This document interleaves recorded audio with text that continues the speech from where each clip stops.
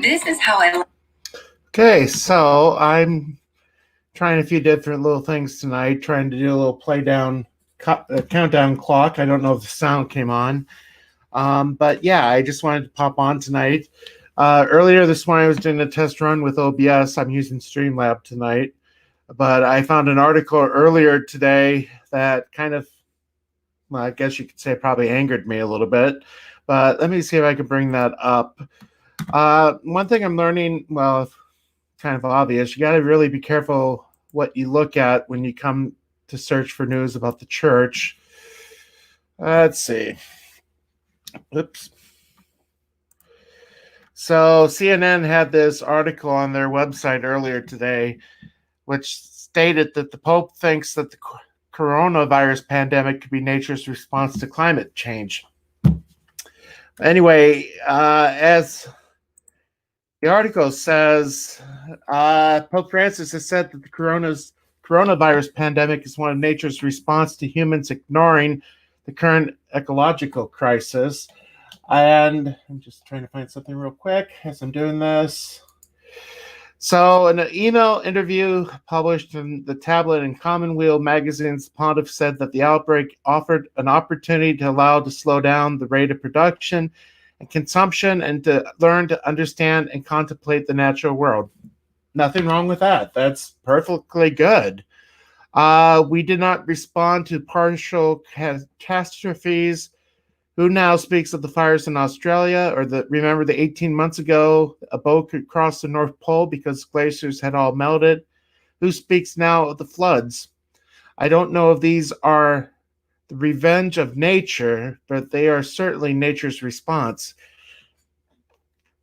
Anyway, really looking at the article at the first, it kind of leads you to think, especially with this headline, that the coronavirus pandemic could be nature's response to climate change. But if we go to the other article, let me see. Okay. Let's see. Okay, so this is the article that the Holy Father was interviewed in, and it's the Commonweal, Time of Great Uncertainty, an interview with Pope Francis. And let's see, what did he exactly say? It was curious to know that the Pope saw the crisis and the economic devastation it is wreaking as a change for ecological conversion, for reassessing priorities and lifestyles. I asked him concretely whether it was possible that we might see in the future an economy that, to use his words, was more human and less liquid. So the Pope responds by saying there's an expression in Spanish. Honestly, I've heard it in English. I used it myself. God always forgives. We forgive sometimes, but nature never forgives. We did not respond to the particular catastrophes. Who now speaks of the fires in Australia? Or remember, again, the thing that CNN reported. And then it just, who speaks of the floods? I don't know if these are the revenge of nature, but they are certainly nature's response. Then it talks about the Normandy landings. Let's see, the 70th anniversary of the landings, and then went to, anyway. Long story short, there's nothing about coronavirus in this. I mean, looking at the article, I'm not going to read the whole thing, but there's nothing about coronavirus in this. Yet, it would seem, if you were to look at CNN's article, let's go back to that. Pope says coronavirus could be nature's response to climate change. I don't see anywhere in the article, so this is garbage. And my problem was I originally looked at that and actually thought that the Pope was saying that the coronavirus was the result of nature's response to climate change or climate crisis, as the article says, whatever it is. But yeah, it doesn't say that anywhere in the Commonweal article. So this thing is garbage. Anyway, so yeah, so anyway, we got 6 people watching right now, so happy to be here with you. Had confessions today in Juanita. Sat outside. I had a few people come, so that was good.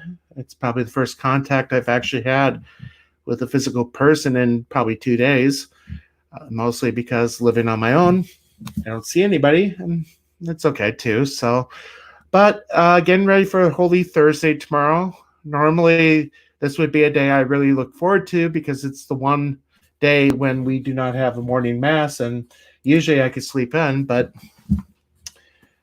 that's not a problem now, mostly because, well, with no public mass, I just have to roll out of bed and say mass when I wake up.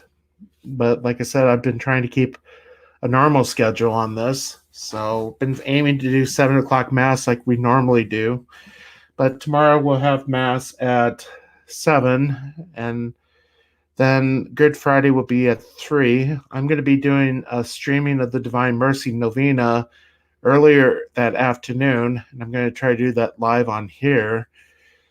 So, then not doing Easter Vigil just because, again, being by myself, Easter Vigil is very complicated. It's not complicated. It's just there's so much that happens within it. It's hard for one person to do it all by himself, doing the responses and everything that goes along with it. So I'm going to forego the Easter Vigil this year. And then I'll stream Mass on Sunday for Easter. And yeah. And like I said, I actually was expecting to be burnt out by this time because with 3 parishes, 2 time zones, my plan, and we started at the beginning of Lent, was to have stations every week at all 3 parishes. So with one in RCIA, we were going to do RCIA on Tuesdays, stations in Juanita on Wednesday, Mass and stations in Palisade on Thursday, and then stations here at St. James on Friday. So really the only night that I would have off was Monday, which is my day off anyway. So yeah, I really was expecting to be burnt out, and that's a good thing. I mean, it's not meant to sound like I'm complaining or anything about it, but I really expected it to be a lot more busier than I am right now. So I don't really know what else is going on. Um, like I said, the camera in the church with the Wi-Fi amplifier's been working pretty good, so I'm happy about that. And then I got the lamp set up, so I have a little bit more light for my videos, or for the mass video. That's been good too. But yeah, it's just, again, quiet out here, but it's a good thing. Anyway, I don't know. I don't know if anybody's watching that has questions or anything. I'm willing to answer anything, I guess. I'm not sure. I don't think we're going to be doing the pre-stream this weekend, mostly because it's Easter. I know some of the brother priests already have plans. So, yeah. But we might. We might. I got to talk to at least 1 or 2. Cat's about ready to jump up here. So 7 people. Let's see, where are they at? 5 from Facebook and 2 on YouTube. So with StreamYard, which I'm using, it allows you to stream to 2 destinations. So usually I'm doing this on YouTube, and I'm also streaming to my own personal Facebook page. So that way there's 2 ways to watch this. It's been the neat thing about StreamYard is just the capability of what you can do with it. Yeah, so, but I'm just trying to think. So, thanks, Amelia. I'm doing good. Like I said, we are lucky. Let me see if I can bring up the map. So the nearest case for us is, let's see if we can get this come up.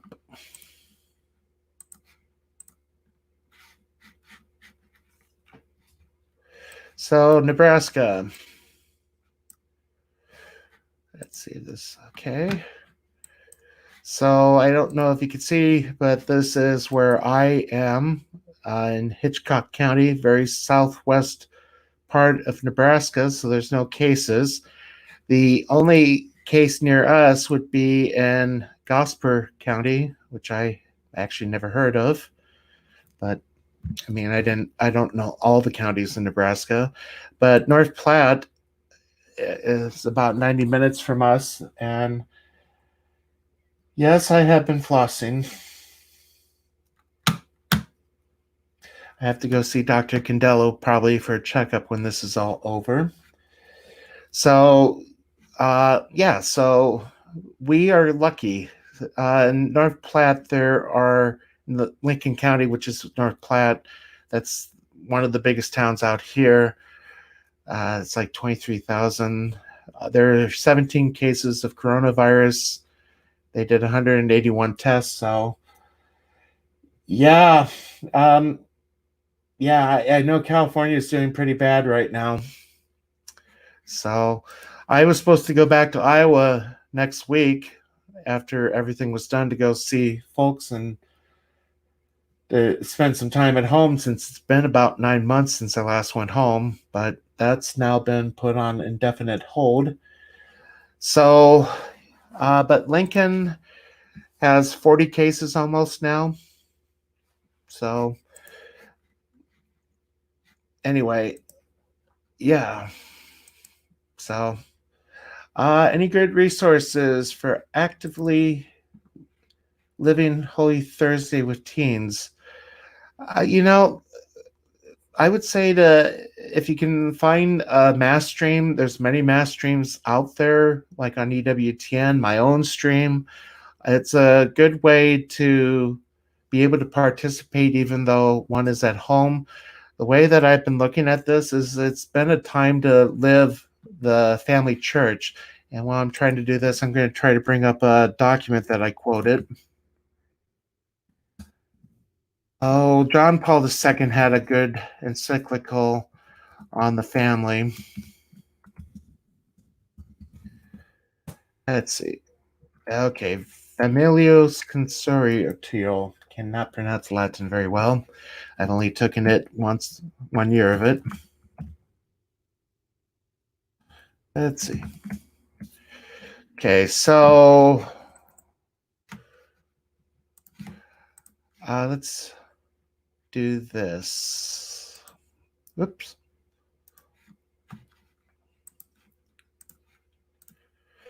Okay, so John Paul II, in his letter, I think it was 1981, said that by reason of their dignity and mission, Christian parents have the specific responsibility of educating their children in prayer, introducing them to gradual discovery of the mystery of God and to personal dialogue with Him.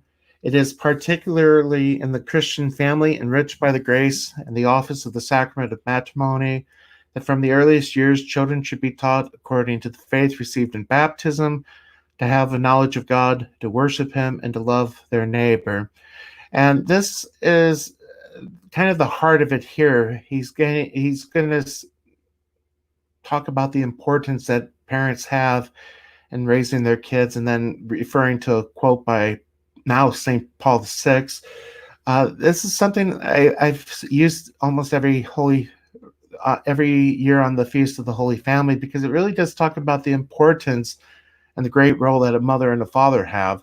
So the concrete example and living witness of parents is fundamental and irreplaceable in educating their children to pray.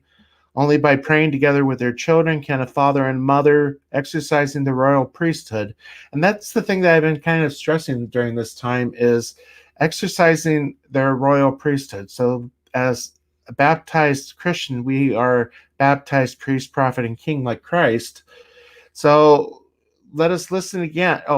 So only by praying together with their children can a mother and a father exercising their royal priesthood penetrate the innermost depths of their children's heart and leave an impression that the future events in their lives will not be able to erase.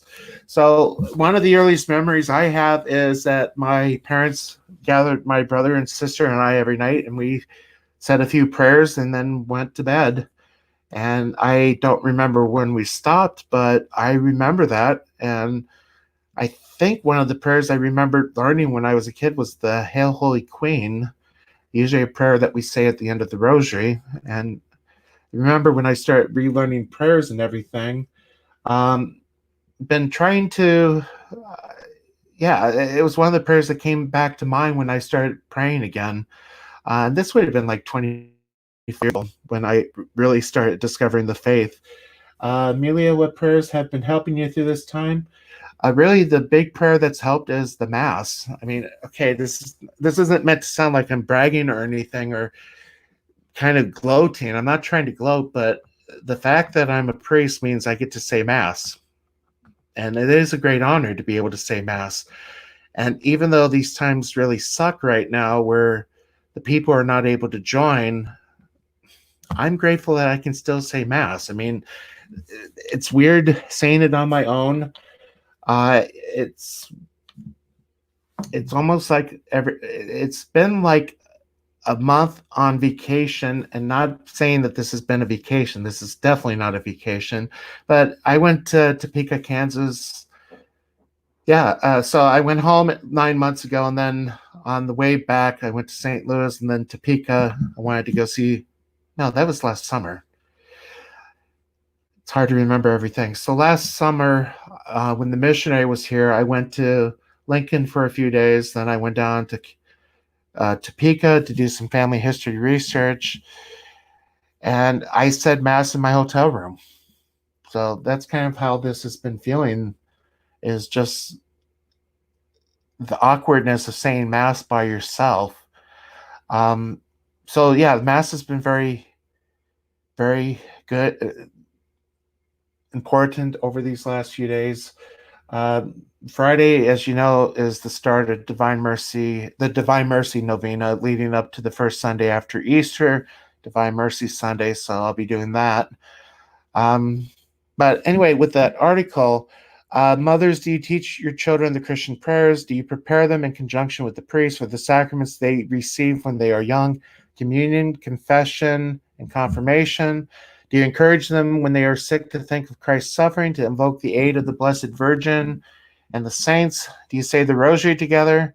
So he's basically, in this way, you bring peace to your homes. Remember, it is thus that you build up the church. So really, even though we're not able to join in the church right now, that we're not able to join in the community, really, this is a time when we are able to really live out the family church. I didn't get to see these other comments. Uh, let me see. I think I can actually do that. Basically, this document is from the Vatican's website.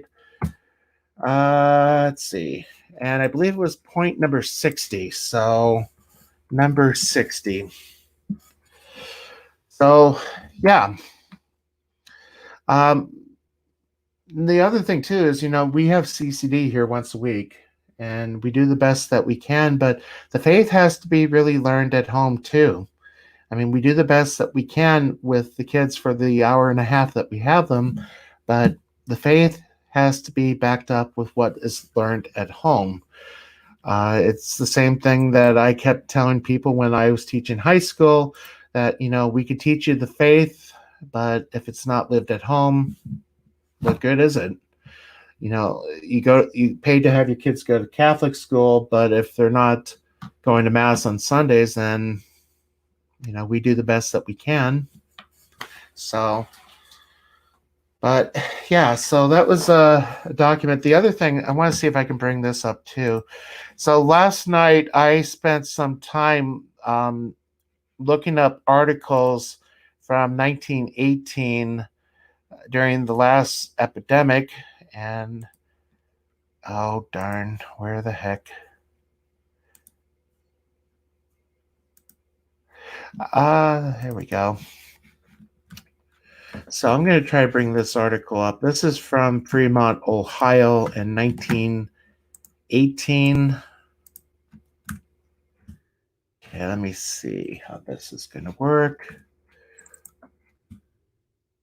Okay, so basically the Bishop of Toledo at the time, Bishop Schrems, addressed a letter to the Catholic clergy. And I actually said this letter was for my homily this morning.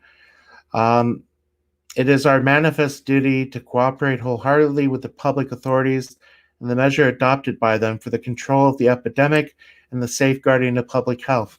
So, again, kind of like what we're doing today, while doing all that human prudence dictates and scientific skill detect, kind of hard to read, directs, we must not forget as men of faith that there is a God above who permits and even sends us afflictions for the chastening of our souls.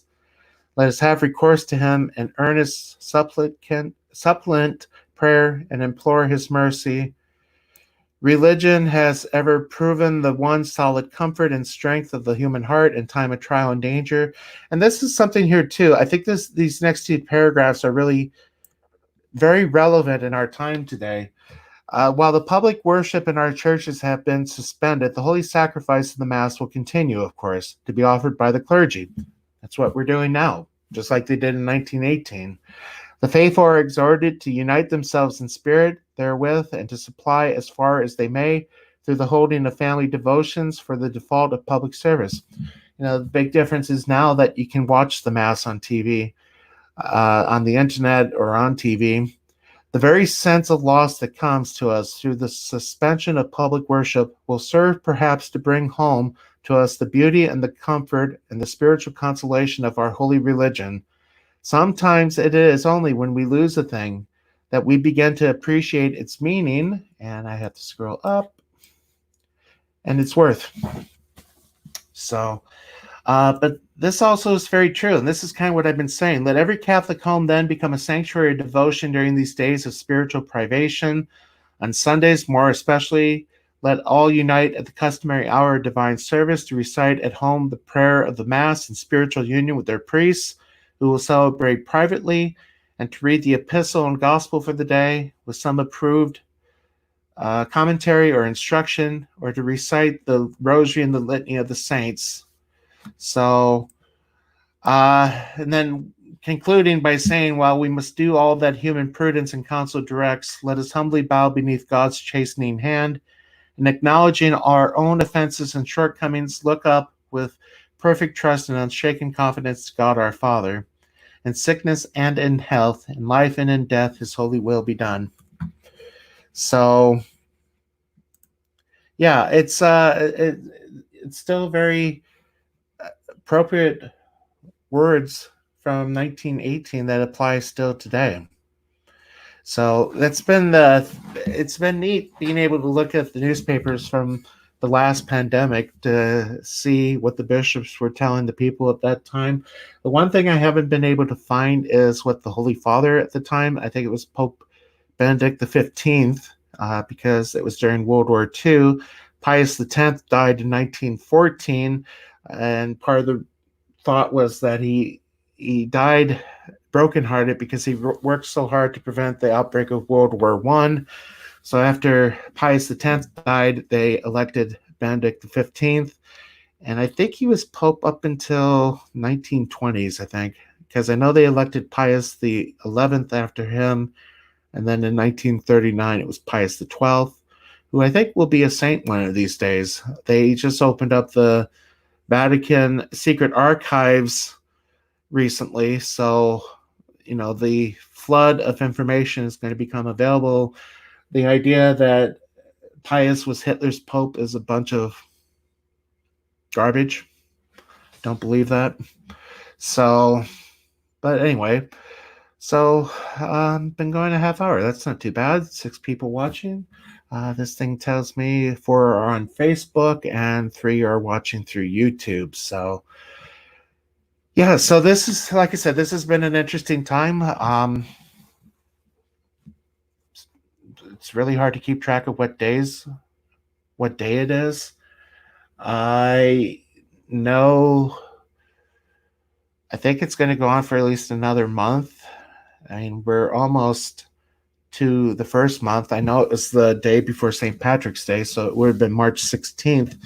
We got the notice that the liturgy was going to be suspended, or public liturgy would be suspended. So, yeah. anyway, so I think I'm going to wrap it up. Ah, Stephanie, you're here. Good to see you. So thanks, Doc. Is that about the document I just shared? Kind of got Odin a little ticked off last night, I think.